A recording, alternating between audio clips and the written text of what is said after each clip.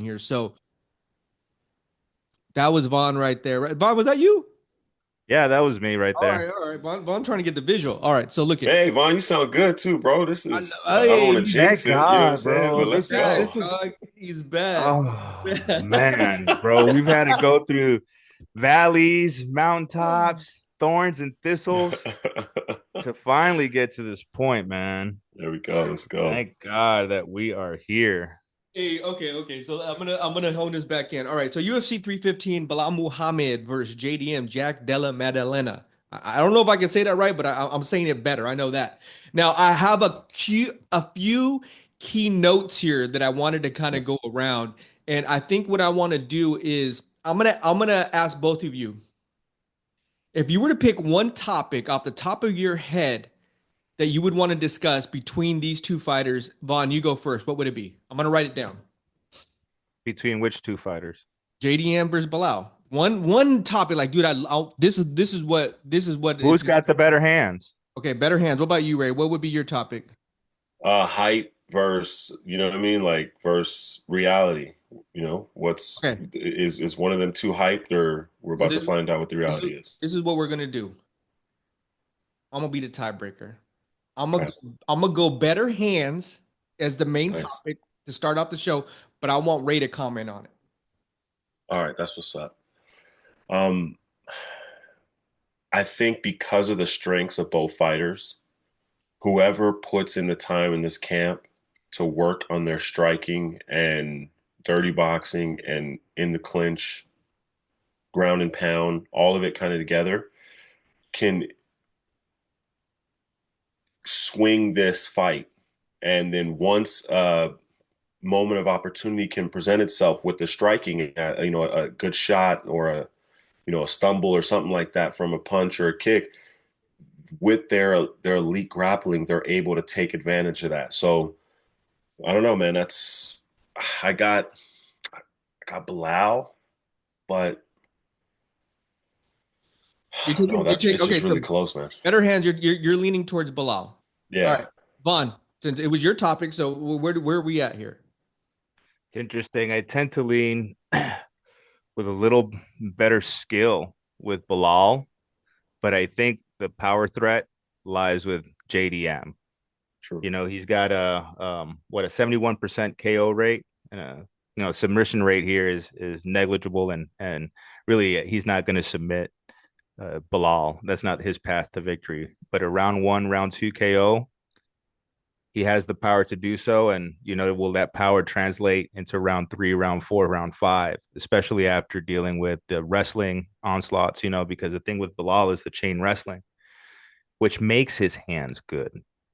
He tires people. And so he stays crisp in the later rounds. He outlanded Leon Edwards. He outstruck the striker, you know? So I'm sort of I'm leaning to the experience in That's a good, Bilal. that's a good point. I think if we were to look back about the Leon fight and the Bilal fight, I think a lot of people would have took Leon on standing. Yeah, I would And have.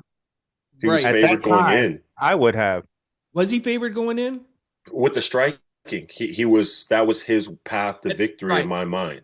right. You know, That's where he was supposed to shine. And let me ask you guys this. For me, I almost feel like Bilal is like a bigger Marab. you know what I was just about to Yeah, bring up as a point. Cardio, These guys, and Marab was going to be my example. Excellent, big, strong, big back, just wrestlers, and just can grind it out for 25 minutes, nonstop.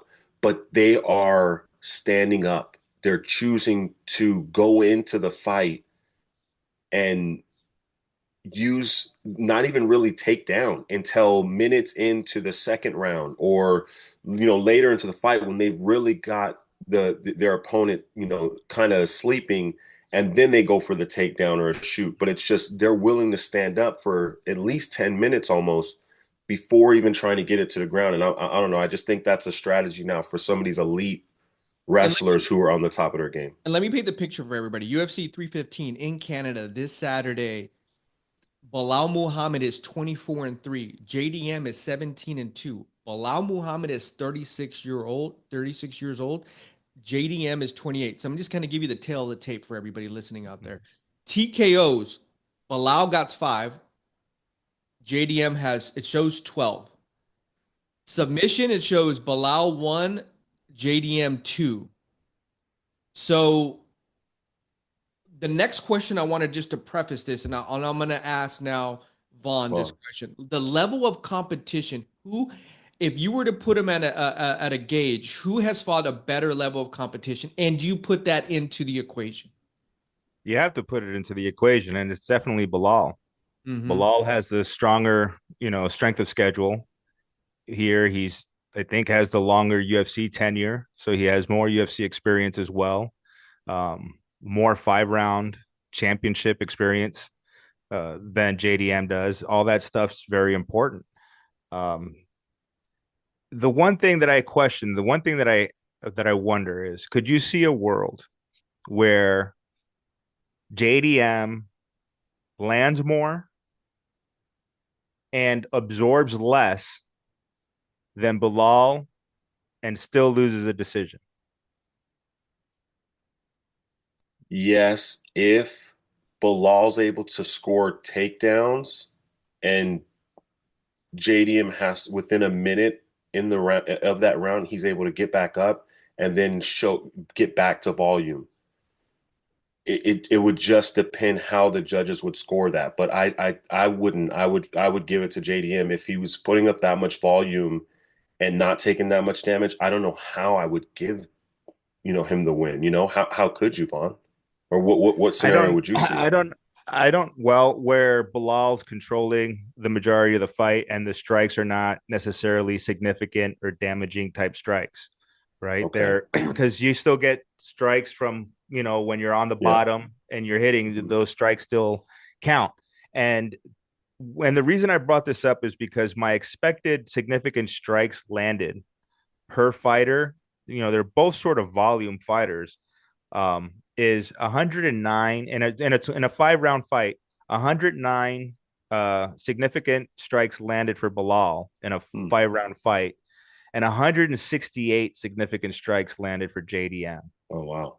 And that's just a projection, right? A mathematical projection of what they land per minute projected over 25 minutes. And so basically Okay. what just to kind of break that down, what you've been able to do is take the stats from previous fights and get the average, right? So you're putting one average of significant strikes versus the other guys in a 5-round fight projection. Mm-hmm.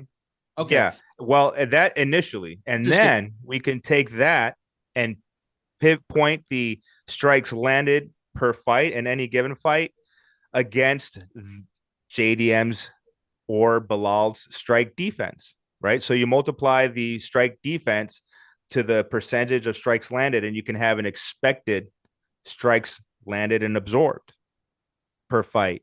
And when you do that, you have JDM landing more and Okay. absorbing like one strike less. Hmm. Interesting. That is interesting. But In the Bilal, simulator still picks Belal to win by decision, in knowing Bilal's this. favored, right? Bilal's favored, what is it, minus Yeah, 230? he was opened up as a minus 238 favorite. All right. All right. Yeah, I he'd almost be throwing 2-to-1 volume per round, and Bilal would have to control against the cage or on the floor somehow, and JDM's got to get back up and then put more pressure on. I just I don't see it unless Bilal has a couple of dominant rounds, and then there's maybe the first round, which is just a filler round. It's a toss up. I don't know, man. That's interesting, Vaughn. and let me just say this, let me just share this with everybody too, because I like now breaking these down a little bit more when we do these audio shows. JDM knocks out Gilbert Burns in his last fight, right? But, and we can talk about this a little bit. I believe we all agree he was down 2 rounds. He was losing. Yeah, And Gilbert Burns was dominating him on the ground. yeah. Yes, So I exactly. kind of put that in play. Now, the fight before that, he fought Kevin Holland. It was a split decision. All right, you got that one. The fight before that, he fights Hafez, and that was another split decision. Before that was Randy Brown, and he submits Randy Brown. That's a good win.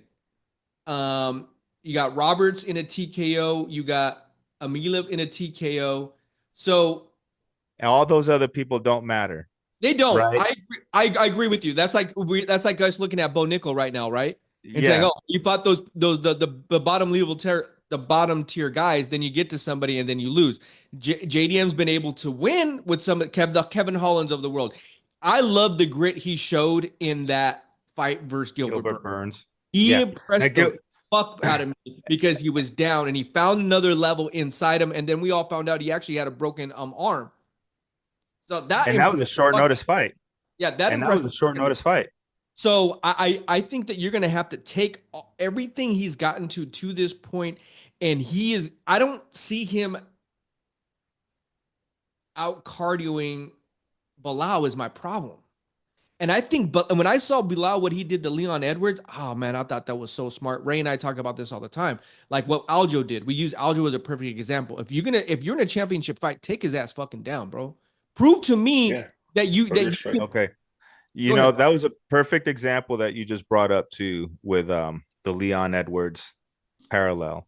Because if we look at the Leon Edwards, well, to me, I see the parallel between Gilbert Burns and Leon Edwards. Because if we talk about Leon Edwards' fight with Kamaru Usman, he was also losing in that Mm. fight, and it wasn't until he got that switch, though, that Head kick to kick. Yep. the head that got the knockout that changed the tide, and the fight he Everything. won. Right. Um, Yeah. Same shit that JDM did to Gilbert Burns, almost identical.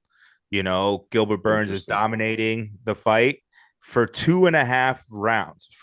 Basically, it was the last 2 minutes, last minute That of was the the only of way the you could have last won. round, That was the only and way the you could ref. have And as a matter of fact, the ref could have actually let that keep going, if the ref wanted to. It's so subjective as to when the ref decides to want to jump in and stop a fight.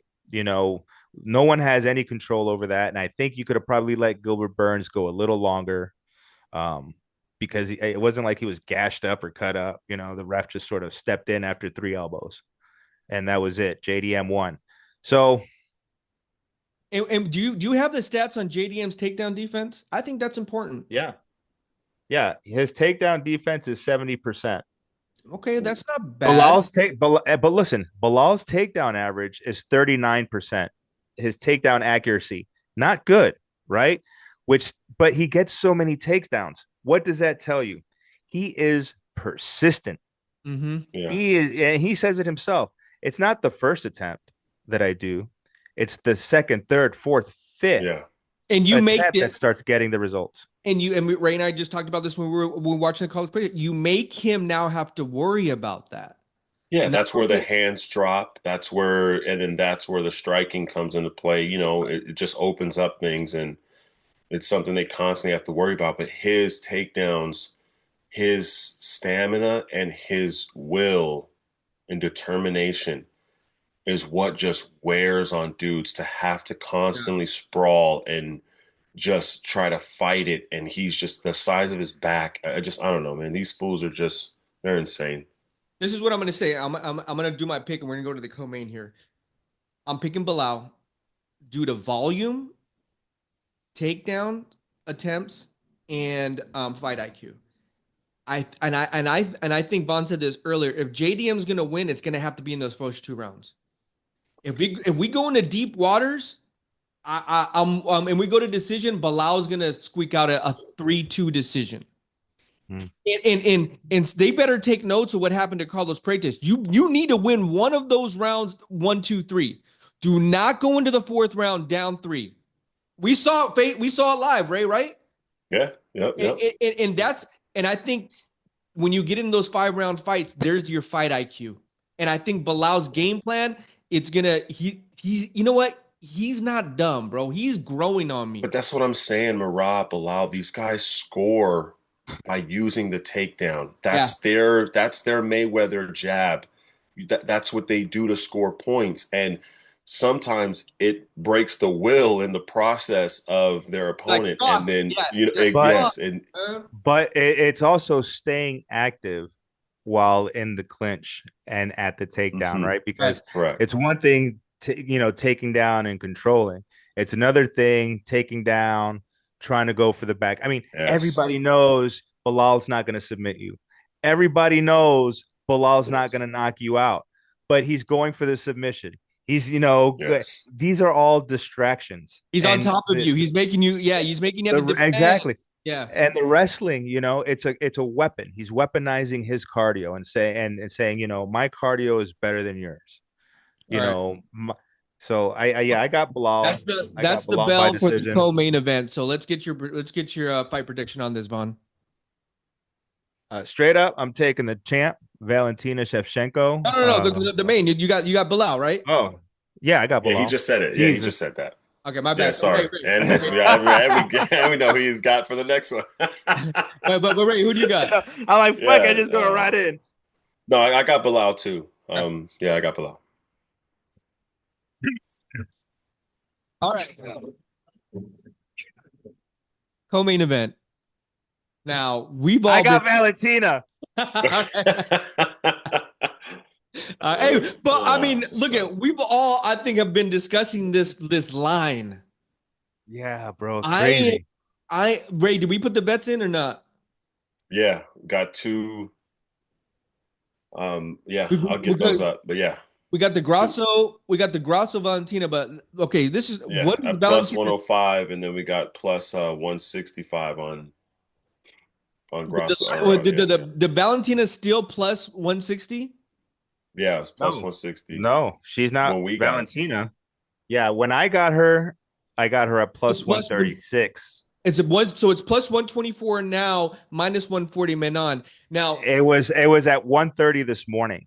So so that's just telling you how fast money is going in on Valentina right now. so explain it to me, Vaughn. You're the fucking our beautiful mind over here, bro. What the fuck is going on with this, dog? Like, how is it that Valentina? I wanted to start here. Manon Fiorot she's on a nice little tear, right? They've done a 3-fight trilogy between her and Grasso, so they have to get some new blood in, right? And this is the They Right, next. have to right. get, this is one of those things that I really did not understand why the line was at the way it was, right? I mean, I instantly capitalized on this as soon as I could put a bet on it, just because it just made no sense, even before I put the numbers in. Once I put the numbers in, it showed me that the implied win probability for Valentina Shevchenko was a minus 109 favorite, right? So I have a slight lean on the champion just on the numbers. Then I ran the AI and it picks Valentina by decision. And so for me, all the stars are aligning, right? My gut, the win probability calculator, and the fight simulator all are favoring the champ, the one that has the experience, and the one that has more paths to victory and more methods to achieve those things, right? So what does Manon bring to the table? Good kickboxing. That's it. Good kickboxing. But isn't that That's what Shevchenko's background too? that When she is Muay Thai? Shevchenko's background. But Shevchenko has also blossomed into a very good grappler. Oh, amazing. Yeah, a very good grappler, and she's been incorporating submission skills into that as well. So she's a complete fighter. Now, when we look at the last two Grasso fights, right? The first one, she got caught, right? She was beating Grasso. Grasso caught that back and instantly sunk that choke. It caught everybody by surprise, Hey, but including Grasso's a Valentina. dog. Hey, Grasso's a pera. Grasso is a dog, but I at mean, that time, she was just a purple belt. right. At that time, she was just a purple belt BJJ practitioner, right? So Valentina got caught. They went for the second fight, right? I thought Valentina won the second one, but it came Okay. to a draw. It was close. Then It was a it was good close. fight. It was That a was a good good fight, fight. but I thought Valentina took it, Edged her. See, and right? I think my Yeah, Mexican heart was like, I was like, you know what I mean? Like, yeah, yeah. So I was leaning yeah, towards Grasso for that, but Shevchenko, like, my respect level for her just went so high. yeah. But I think Valentina edged her. The third fight, there was no doubt. Right. Valentina's like, well, fuck this. I'm taking you down. I'm gonna outclass And, you. And I think she learned and she got a little bit better. Grasso made her better. Hmm. Grasso made her better. And the thing is that Valentina, I mean, she fought Amanda Nunes. She fought Amanda Nunes when she was already the 125 champ and moved up to 135 so that she can try her hand at double champ. And 135 for Valentina is a lot, Mm-hmm. you know, because them girl Amanda Nunes, she runs around at like 168 Oh yeah, that's normally. You know, she's a big girl. yeah. And Valentina gave her a run for her money. And then when Yeah. you look at all the people that both of these girls have fought that are similar, like Caitlin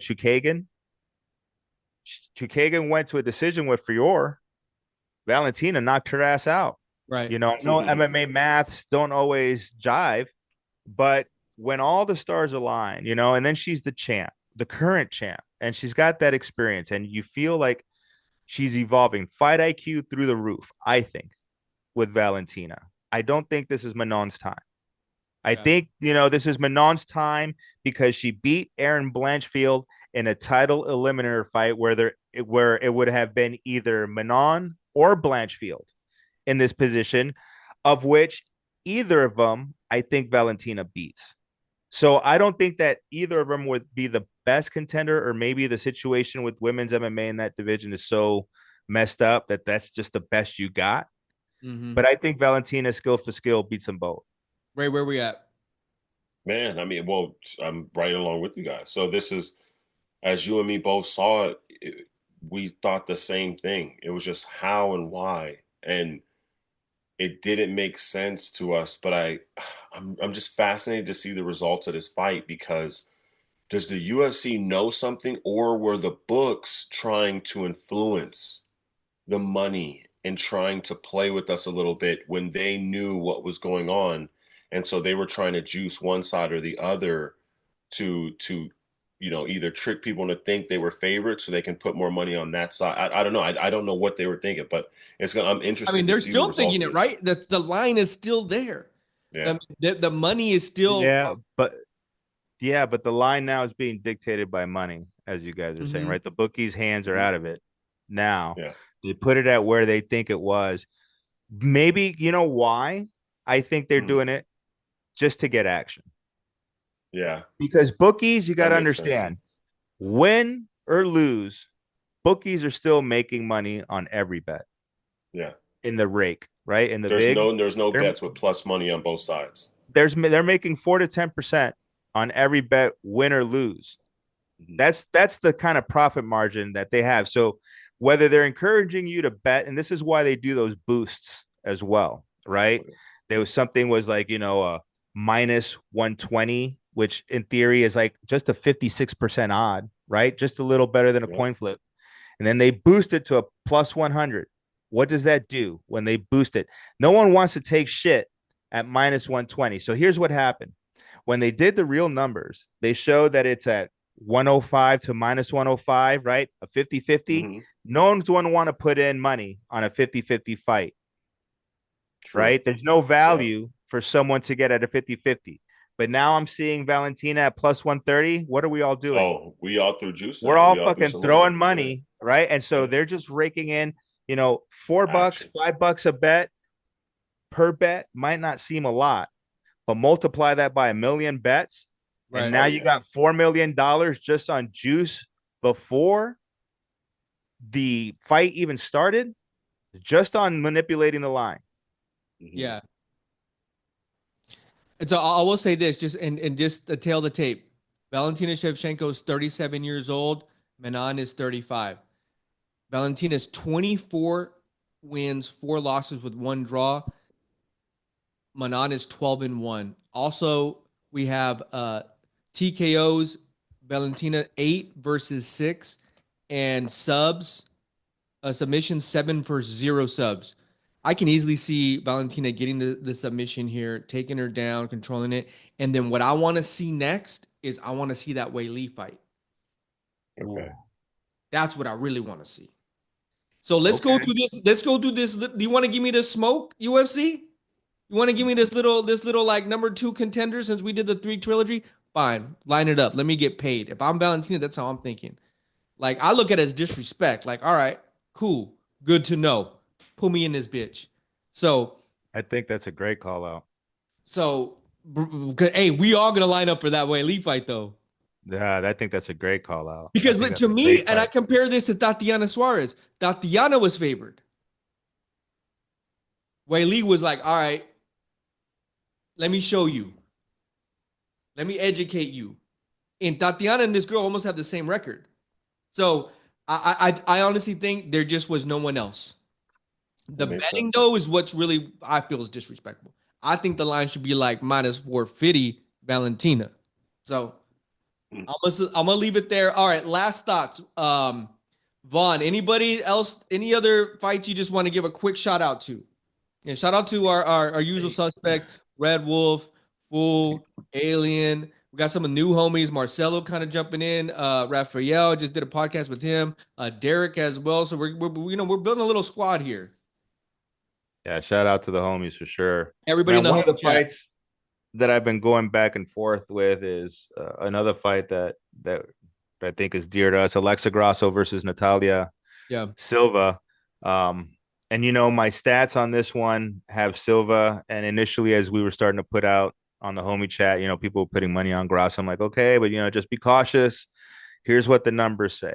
I had to go back and actually watch film to make a choice in this fight, because right. the initial thing, the sim picked Silva to win by submission. And that initially, instantly gave me a red flag, right? Like the fucking AI has no clue what it's talking about. Because although she has a lot of submissions in her pre UFC career by armbar, she doesn't have any in her UFC career. And she's also just a BJJ blue belt. Mm. And if you put in BJJ world, a blue belt compared to a purple belt is like a 10 logarithmic exponential difference. A blue belt to a brown belt, you're talking about planetary differences in Mm. skill. And that's basically what you have as far as BJJ skill level, right? Natalia's BJJ skill level is not as diverse or as good as Alexa Grasso's. So if it got to the grappling exchanges, Grasso's going to win those. So then it's like the attack, the striking. I think Grasso is a more aggressive striker than Silva, who seems to be like a Taekwondo point fighter. And I don't think point Interesting. fighting is going to get it when you got a Grasso trying to knock your head off. Right. All right. So you're So going I think I'm Grasso. going to go Grasso. Yeah. All right. And just a quick Jose Aldo versus Sahibi. That's GSP is Ooh. going to be in his corner. That's GSP. Everybody knows his trainer's younger brother. He's on a roll, but Jose Aldo's not. That's not a gimme. Also, Mm-hmm. watch out for Mike Malott, and he's on the he is the main prelim fight. He's trying to get into that ranking on that welterweight. He had that loss with Man, and Magny. it's same thing. He's getting his ass whooped again, Well, bro. Come on, so man. and so another breaking Ooh. BSD, Wee. Benoit Saint Denis, Joe Alvarez is not fighting. He's injured. He's out. They gave him He's some. out. Yeah, so they gave him Kyle. Prior purple, like, but still, He's getting that win, dog. I don't know, bro. This is not about the And fight. we I got a know minute it's left. We got a minute left. don't lose, bro. Yeah, yeah, don't lose. Don't lose. Also, Yeah, don't quick lose. shout out to Jasmine. I love her. Like every time she gets on the mic, it's in Canada. So we always talk about how the UFC tries to put their fighters on there. So Mike Malott, watch out for him. Jasmine, I can't say her last name right, but I think we all know who we're talking about. Jesse Mm. Vicious. Yeah, her last mic drop was like, my balls is hot. I'm like, this girl. Yeah, she's on fire, bro. I Oh, think she's gonna take it down pretty easily. yeah, no, I like her. Yeah, I really do. I've been watching her. I'm a big fan of her. So, hey, shout out to the homies, UFC 315. I think Vaughn's gonna start rolling out some content. Mike, hey, you know what? Who the real winner is? The Mike is the real winner on this today's episode Yes, because Vaughn's sir. mic was Oh working. man. Hey, Yeah. I No know. crack, snap, crackle, and popping. Hey, Mike, hey, he was about to fucking break his own I'm fucking telling studio you, up, dog. you Hey, got to see it. so stay tuned. We're gonna all do the watch party. Let's Yes, do it. sir. I haven't drank in a few weeks, so you know what I mean. I may get a little one Hey, or I two might in. have to sit with you. I Órale. might have to sit with you, man. Oh, maybe I'll roll out be that roll out the blizzy. Yeah, yeah. All right, I'll man. be Yeah. blizzing.